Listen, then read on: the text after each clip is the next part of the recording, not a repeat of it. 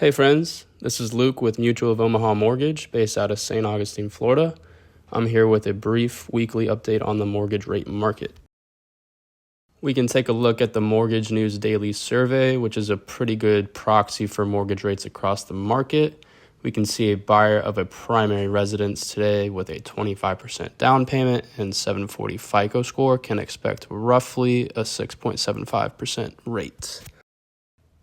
This is going to be welcome news for both buyers and sellers because for the majority of time since the Federal Reserve initially cut their overnight funding rate back in September, mortgage rates have more or less been range-bound above 7%.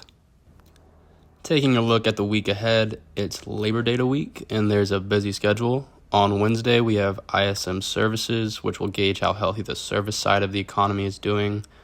Also, the Federal Reserve's Beige Book is going to be released at 2 p.m. This report is going to give us insight on how each of the 12 Federal Reserve regions individually are faring. And then Thursday, we have initial jobless claims. With all the Doge and federal layoffs going on, the bond market is going to definitely be paying attention to this number to see if we start seeing that spike.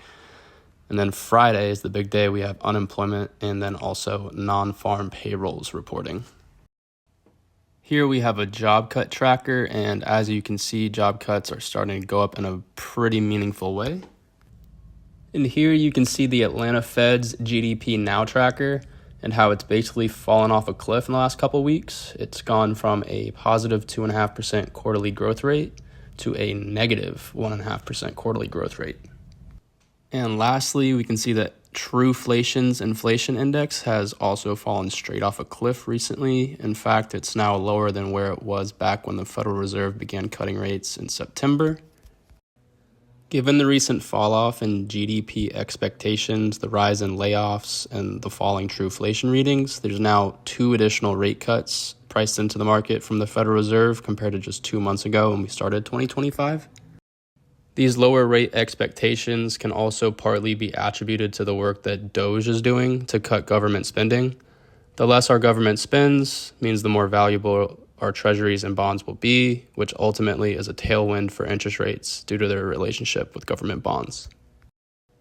So to recap, rates have been moving lower, their expectations are to move lower, and the spring and summer housing market is looking more promising by the week. Hopefully I'll have some more favorable interest rate news to share next week after we get the labor data. But that's all from me for now. I hope you found value in this video, and if you have any mortgage questions or need a pre-approval, please reach out. I'm always happy to help. Have a great week.